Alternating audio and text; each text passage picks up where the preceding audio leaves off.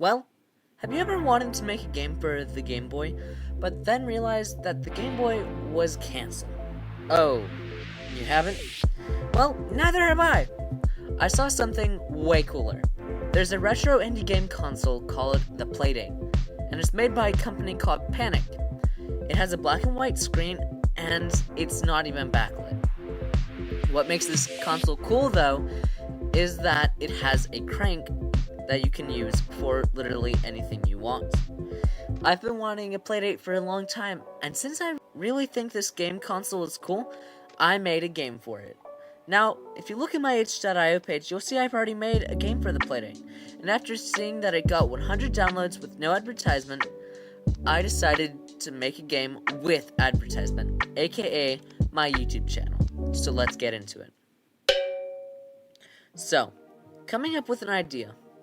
The original idea for this video was to remake a YouTuber named Mr. Dave Dev's game, but I decided against it. Instead, I chose to remake my own game, but better, and for a little game console.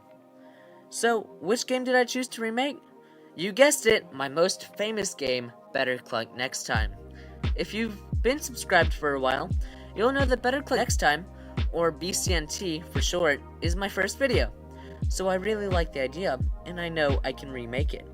But in order to make a game, we need to do some art, and first off, we have a major problem with the Playdate.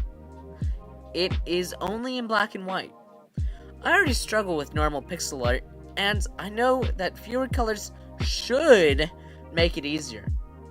That could not be farther from the truth. I hate drawing in black and white. But I know I needed to fit the constraints of the Playdate, and you may have noticed that this isn't Unity. Well, Unity can't actually develop for the Playdate, and I can't get the SDK to work for the Playdate. So I'm using the in-browser game development tool called Pulp.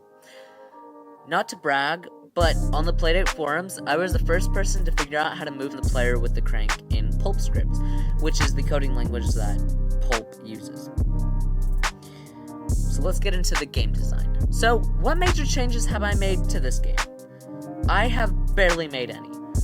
But during the game development process, it took me way too long to code in Pulp script.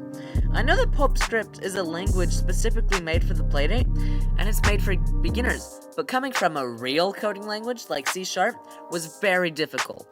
I won't bore you with how, but who knew how much I loved my semicolons? This little web game engine is extremely easy to use. I love the fact that I can create my song in the engine, and then with one line of code, implement it into my own game.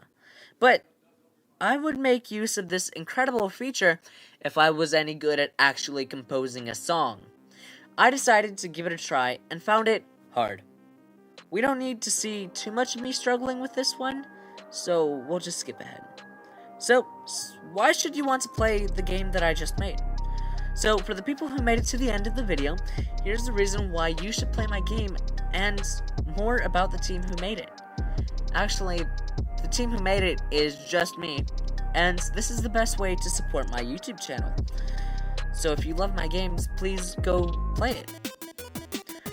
This game is a pretty fun game, and in the comments on the itch page, I need you to compete for the high score. Comment your high score and show you're the best. You don't need a Playdate to play this. All you have to do is download a simulator for the Playdate from play.date and sideload it to the simulator. It's really easy. Thanks for watching. I hope you really enjoyed my video, and remember that playing my games really does support me. You can also like and subscribe and share this with your friends, and that'll support me a lot too. I'll see you next time. Thanks for watching.